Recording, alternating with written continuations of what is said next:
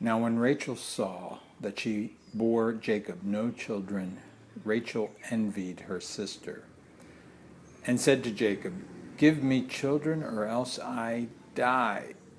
And Jacob's anger was aroused against Rachel, and he said, "Am I in the place of God, who has withheld from you the fruit of the womb?" So she said, "Here is my maid Bilhah. Go into her, and she will bear a child on my knees, that I also may have children by her." Then she gave him Bilhah, her maid, as wife, and Jacob went in to her, and Bilhah conceived and bore Jacob a son. Then Rachel said, "God has judged my case, and he has also heard my voice and gave me a son." Therefore she called his name Dan. And Rachel's maid Bilhah conceived again and bore Jacob a second son. Then Rachel said, "With great wrestlings I have wrestled with my sister, and indeed I have prevailed." So she called his name Naphtali. When Leah saw that she had stopped bearing, she took Zilpah, her maid, and gave her to Jacob as wife. And Leah's maid Zilpah bore Jacob a son. Then Leah said, "A troop comes." So she called his name Gad. And Leah's maid Zilpah bore Jacob a second son. Then Leah said, "I am happy, for the daughters will call me blessed." So she called his name Asher. Now Reuben went in the days of the wheat harvest and found mandrakes in the field, and brought them to his mother Leah. Then Rachel said to Leah, "Please give me some of your son's mandrakes." But she said to her, "Is it a small matter that you have taken away my husband? Would you also take away my son's mandrakes?" Then Rachel said, "Therefore he will lie with you tonight for your son's mandrakes."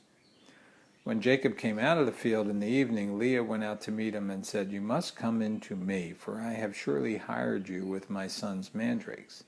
And he lay with her that night. And God listened to Leah, and she conceived and bore Jacob a fifth son.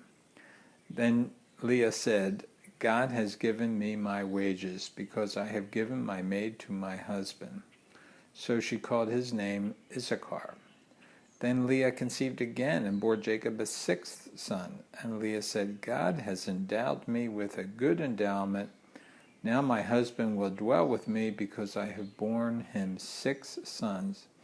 So she called his name Zebulun. Afterward she bore a daughter and called her name Dinah. Then God remembered Rachel. And God listened to her and opened her womb. And she conceived and bore a son, and said, "God has taken away my reproach." So she called his name Joseph, and said, "The Lord shall add to me another son." And it came to pass, when Rachel had borne Joseph, that Jacob said to Laban, "Send me away, that I may go to my place and to my country. Give me my wives and my children, for whom I have served you, and let me go.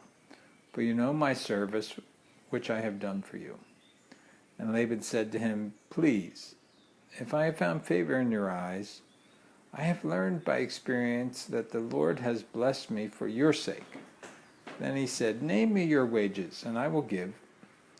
So he said to him, "You know how I have served you, and how your livestock have been with me. For what you had before I came was a little, and it has increased to a great amount. The Lord has blessed you since my coming. And now, when shall I also provide for my own house?" So Jacob said, "What shall I give you?" And so he said, "What shall I give you?" And Jacob said, "What? You shall not give me anything. If you will do this thing for me, I will again feed and keep your flocks. Let me pass through all your flock today, removing from there all the speckled and spotted sheep, and all the brown ones among the lambs, and the spotted and speckled among the goats, and these shall be my wages. So my righteousness will answer for me in time to come, when the subject of my wages comes before you.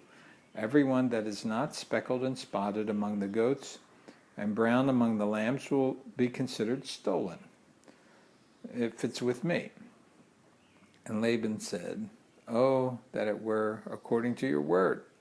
So he removed that day the male goats that were speckled and spotted, all the female goats that were speckled and spotted, and every one that had some white in it, and all the brown ones among the lambs, and gave them to the hand of his sons. Then he put 3 days' journey between himself and Jacob fed the rest of Laban's flocks. Now Jacob took for himself rods of green poplar and of almond and chestnut trees, peeled white strips in them, and exposed the white which was in the rods. And the rods which he had peeled he set before the flocks in the gutters and the watering troughs, where the flocks came to drink, so that they should conceive when they came to drink. So the flocks conceived before the rods, and the flocks brought forth streaked, speckled, and spotted. Then Jacob separated the lambs and made the flocks face toward the streaked, and all the brown in the flock of Laban. And he put his own flocks by themselves, and did not put them with Laban's flock. And it came to pass, whenever the stronger livestock conceived, that Jacob placed the rods before the eyes of the livestock in the gutters, that they might conceive among the rods. But when the flocks were feeble, he did not put them in. So the feebler were Laban's, and the stronger Jacob's. Thus the man became exceedingly prosperous, and had large flocks, female and male servants, and camels and donkeys.